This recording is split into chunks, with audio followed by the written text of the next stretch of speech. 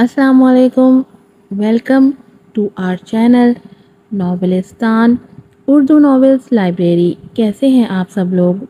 उम्मीद है आप सब लोग ठीक ठाक होंगे, खैरियत से होंगे और हमारे नॉवेल्स को अच्छे से एंजॉय कर रहे होंगे। प्लीज़ जल्दी से जाकर चैनल को सब्सक्राइब कर दें, वीडियो को लाइक कीजिएगा, शेयर कीजिएगा और अच्छे अच्छे रिव्यूज़ भी दीजिएगा। आज आपके लिए लेकर आए हैं नॉवेल तर्द मिन फिलाक की एपिसोड नंबर 8। राइटर हैं इसकी युसरा कवल। हमेशा से आपको बताती हूँ ये एक इस्लामिक बेस्ड नॉवेल है और उसके साथ साथ इसके अंदर एक सीक्रेट एजेंट स्टोरी भी है, मिस्ट्री भी है।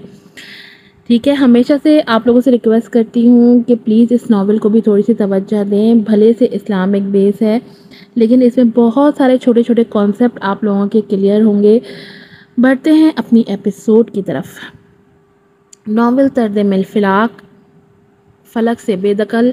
युसरा कवल है राइटर। किस्त नंबर है 8।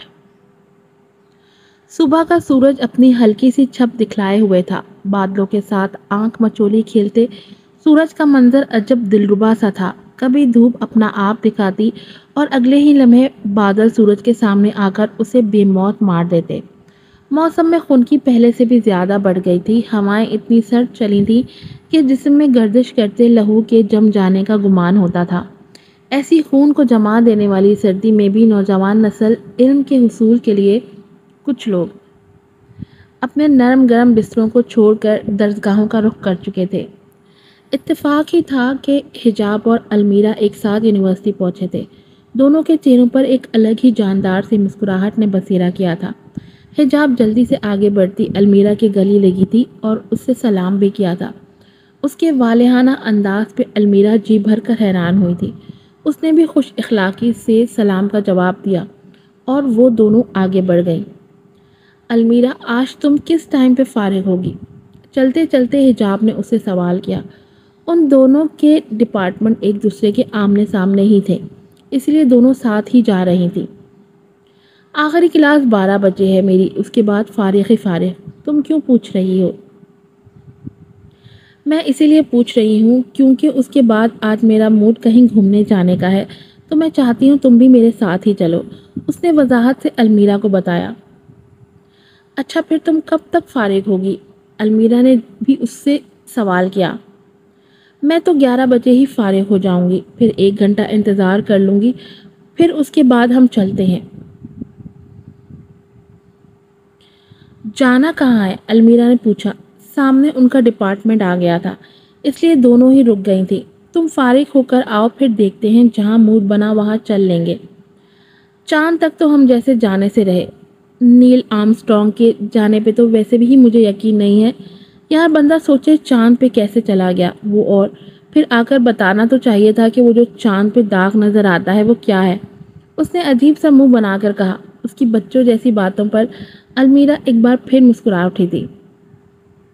उसके बाद दोनों एक दूसरे को खुदा हाफिज कहती अपने अपने डिपार्टमेंट का रुख कर गई। वक्त का काम है गुजर जाना, और वो गुजर ही जाता है, जैसे अभी गुजर रहा था। कभी वक्त को रुकते देखा है? वक्त नहीं रुकता, कभी नहीं, किसी के लिए भी नहीं। जिनके लिए रुकना था उनके लिए रुक गया बस। गुजरते गुजरते वक्त की सुइयां 12 का हिंसा पार कर गई थी। हिजाब अलमीरा की क्लास के बाहर ही बैठी थी। उसके क्लास के ख़त्म होते ही वो अंदर गई और उसे कलाई से पकड़ती कुछ इस तरह से बाहर लाई जैसे दूसरे सैयारे पर जाने वाली ट्रेन निकल गई हो या निकल रही हो। जल्दी चलो, मैं इंतज़ार करते करते पूरी हो गई हूँ। मैंने सोचा है शाही किले पर घूमने चलते हैं। उसने अभी तक अलमीरा को पहले की तरह ही थाम रखा था। इस वक्त शाही किले पे नहीं भाई, क्या हो गया है? अलमीरा का वहां का सुनकर ही दिल अजीब सा हो गया था। इतनी दूर कुछ नहीं होता भाई, इसी शहर में है। मैं तुम्हें चांद, सूरज, मार्स, जुपिटर कहीं पर भी नहीं लेके जा रही, बस किले पर ही जा रहे हैं। अलमीरा के रिएक्शन को देखते हुए हिजाब को यही बातें कहना बेहतर लगा। जैसे तैसे करके वो दोनों शाही किला चली गई थी। वहां जाकर उन्होंने लंच किया, फिर इधर उधर घूमते ही वक्त गुजर गया था। शाही किला मुकम्मल सफ़ेद रंग में नहाया खड़ा था। उसके दोनों अतराफ खूबसूरत और साफ सुथरे गार्डन बने थे جن کی ہری ہری گھاس سورج کی مدھم کرنوں میں نکھری نکھری لگ رہی تھی۔ دونوں گارڈن کے ساتھ درمیان میں ہی سڑک بنی تھی اور ان کے بھی وسط میں دونوں اطراف میں گھاس کے روٹ بنائے گئے تھے۔ سڑک کے اختتام پہ چند اسٹیپ کی سیڑھیاں تھیں جن کو چڑھ کر سامنے کھلا سا راستہ تھا جس کے ذریعے قلعے کے اندر جایا جاتا تھا۔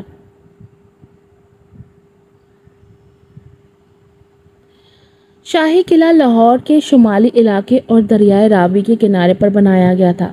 یہ قلعہ تقریباً 20 ہیکٹر وسیع رقبے پر پھیلا ہوا ہے۔ اس میں 21 قابل ذکر یادگاریں تعمیر کی گئی ہیں۔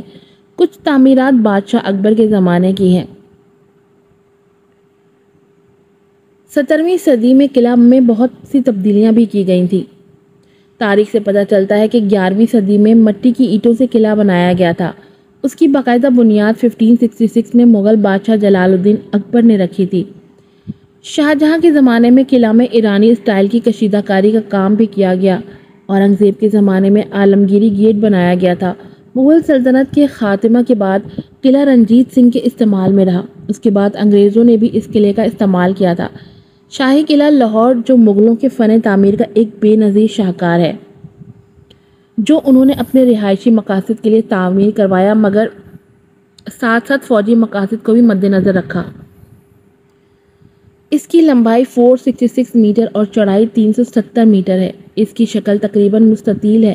دیواریں سرخ پتھر اینٹوں سے بنی ہوئی ہیں جن کی چنائی مٹی گارے سے کی گئی ہے۔ ان دیواروں پر بندوقچیوں کے لیے سوراخ ہیں جن کے آثار مشرقی دیوار میں اب تک موجود ہیں جن سے وہ محاصرہ کرنے والی فوج پر گرم پانی اور گولیاں برسا سکتے تھے۔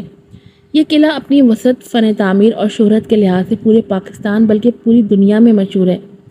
اس قلعے کے اندر مختلف ادوار میں مختلف عمارات تعمیر ہوئیں جن کو 6 حصوں میں تقسیم کر سکتے ہیں۔ نمبر 1 عہد اکبری کی عمارات۔ نمبر 2 نور الدین جہانگیر کی عمارات۔ نمبر 3 شاہجہاں کی تعمیر کردہ عمارات۔ نمبر 4 اورنگزیب عالمگیر کی عمارات۔ نمبر 5 سکھ دور کی عمارات اور نمبر 6 قلعہ بوئید انگریز۔ قلعہ بہبت انگریز ہے میرے خیال میں یہ۔ شاہی قلعہ کے اندر تعمیر کردہ مختلف عمارات کے نام کچھ یوں ہیں: عالمگیری دروازہ۔ نمبر 2 شاہی باورچی خانہ و استبل۔ نمبر 3 قلعہ کی جنوبی دیوار۔ نمبر 4 دیوان عام۔ نمبر 5 دولت خانہ خاص و عام اکبری محل۔ نمبر 6 کھڑک سنگھ کا محل۔ نمبر 7 مسجدی یا مستی دروازہ۔ نمبر 8 احاطہ جہانگیری۔ نمبر 9 خوابگاہ جہانگیری و عجائب گھر۔ نمبر 10 سہ دریاں۔ نمبر 11 زنانہ شاہی حمام۔ نمبر 12 محل رانی جندان و عجائب گھر۔ نمبر 13 موتی مسجد۔ نمبر 14 احاطہ شاہ جہانی۔ نمبر 15 خوابگاہ شاہ جہانی۔ مختلف جگہوں کو دیکھتے، تصویریں لیتے وقت کے گزرنے کا پتہ ہی نہیں چلا۔ قریباً 5:30 بجے المیرا زبردستی حجاب کو وہاں سے لے کر نکلی۔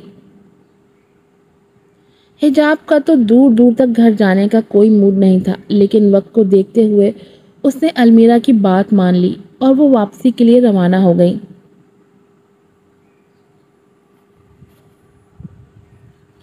دوستی ایک انمول رشتہ ہے۔ کہتے ہیں کہ بہترین تھراپی یہ ہے کہ آپ اپنے پسندیدہ انسان کے ساتھ کچھ وقت گزار لیں۔ دوست ہر ایک کے لیے بہترین انسان ہی ہوتا ہے، اسی لیے دوستوں کے ساتھ وقت گزارنا آپ کے دماغ کو پرسکون اور دل کو خوش کر دیتا ہے۔ اگر کبھی آپ پریشان ہوں یا پھر آپ کو مینٹلی طور پر سکون چاہیے ہو تو کچھ وقت کسی ایسے انسان کے ساتھ گزاریں جو دل کے قریب ہو۔ دل کے قریب ہوئے لوگ روح کے سکون کا باعث بھی ہوتے ہیں۔ روح دل سے جڑی ہوتی ہے اور دل کسی اپنے سے جڑ جاتا ہے اور دل کے جڑ جانے کو محبت کہتے ہیں۔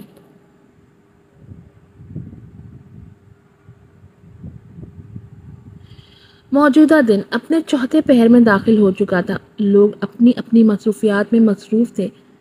دن کے اجالے پر اطراف میں پھیلے تھے اور پر ایک کمرہ ایسا تھا جس میں ان اجالوں کا کوئی اثر نہیں تھا۔ ہلکی مدھم روشنی میں ڈوبا کمرہ منظر کو مکمل واضح کرنے سے قاصر تھا۔ ایک وجود اپنے کام میں بری طرح سے مصروف تھا۔ غفلت میں ڈوبا یہ شخص کتنا باخبر تھا اس بات سے سب بے خبر تھے، جسے سب انجان سمجھتے تھے اس کی جان پہچان سے ہر کوئی ناواقف تھا۔ اس وجود کی آنکھیں اسکینر کو بھی مات دیتی تھیں۔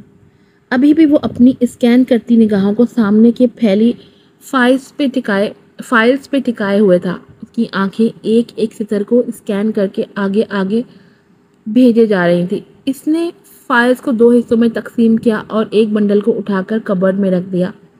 واپس آ کر دوبارہ سے وہ دوسرے بنڈل کی فائلز کے سامنے بیٹھ گیا۔ ماسک کی وجہ سے اس کا چہرہ واضح نہیں تھا، پر آنکھیں کہیں دیکھی دیکھی لگ رہی تھیں۔ ان آنکھوں کی چمک اتنی زیادہ تھی کہ زیادہ دیر ان میں دیکھنا مشکل تھا۔ ان آنکھوں میں بہت سے راز تھے، پر ان رازوں کے راز تک پہنچنا بھی ناممکن لگتا تھا۔ یہ آنکھیں بیک وقت بہت کچھ دیکھنے کی عادت تھیں، جیسے ابھی وہ دیکھ تو فائلز کو رہی تھی، لیکن دماغ میں گھومتی باتوں کا عکس اور مناظر آنکھوں میں ہی گھوم رہے تھے۔ اس نے دماغ کی سوچوں سے کنارہ کرنے کے لیے فون اٹھایا اور کسی کا نمبر ڈائل کیا۔ چند لمحے کال جاتی رہی، پھر دوسری جانب سے ریسیو کر لی گئی۔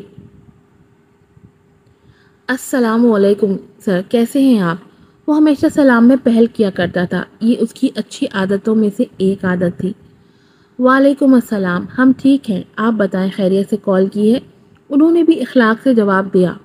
جی سر، سب خیریت ہے، بس آپ کو بتانا تھا میری تیاری مکمل ہے، ٹکٹس اور ٹائمنگ کا بتا دیجیے گا آپ، اور مجھے کس طرح سے ایئرپورٹ تک جانا ہے وہ بھی انفارم کر دیجیے گا۔ اس کی آواز ہنوز ویسی ہی تھی، پہلے کی طرح ہموار، ایک لے میں، جس میں کسی قسم کی کوئی لچک نہ تھی، نہ کوئی جذبہ واضح تھا۔ Okay angel, we will inform you soon, اپنا خیال رکھیے گا، اللہ آپ کو کامیاب کرے۔ دعا دینے کے ساتھ ہی انہوں نے رابطہ منقطع کر دیا۔ اینجل ایک فائل کو کھول کر بیٹھ گیا جس میں ایک نام سب سے واضح تھا، فرحاد ملک۔ اس نام کے ساتھ لکھا مافیا کنگ اس کے نمایاں ہونے کی وجہ تھا۔ فائل کے موجود صفحے پہ اس کی تصویر اور چند ضروری تفصیلات درج تھیں۔ تصویر کو دیکھ کر ہی اندازہ ہوتا تھا کہ یہ شخص کنگ کہلائے جانے کے قابل ہے۔ روبدار پرسنالٹی، چہرے پہ موجود کرخت تاثرات، اس بندے نے یہ تصویر کتنی مشکلوں سے بنوائی ہوگی۔ اینجل نے فائلز کو سمیٹ کر سائٹ پر رکھا اور اپنے اگلے لاہے عمل کے بارے میں سوچنے لگا۔ اس بار جو قدم وہ اٹھانے جا رہا تھا وہ یا تو سب کچھ آئینے کی طرح واضح کرنے والا تھا، یا پھر وہ شروع کی ساری محنت پر بھی پانی پھیرنے والا تھا۔ بہرحال قدم اٹھانے ہی پڑتے ہیں، ایک جگہ مستعد رہنے سے کبھی سے بھی انسان تھک جاتا ہے، اور اگر قدم کو اٹھا کر ہوا میں معلق رہنے دیا جائے تو گر جانے کا خطرہ ہوتا ہے۔ اس لیے قدموں کو آگے بڑھانے میں ہی بہتری ہوتی ہے، پھر چاہے وہ آپ کو کسی بھی منزل کی طرف ہی کیوں نہ لے جائیں۔ آج کی ایپیسوڈ یہاں پر ختم ہوتی ہے۔ امید ہے آپ لوگوں کو پسند آئی ہوگی۔ آپ لوگوں سے ڈھیر ساری ریکویسٹ ہے کہ پلیز اس ناول کو تھوڑی سی توجہ دیں۔ اس میں صرف اسلام سے ریلیٹڈ چیزیں نہیں ہیں، اور بھی بہت ساری سوشل ایشوز کو کور کیا گیا ہے۔ دعاؤں میں یاد رکھیے گا۔ اگلی ایپیسوڈ میں پھر ملوں گی آپ سے۔ السلام علیکم۔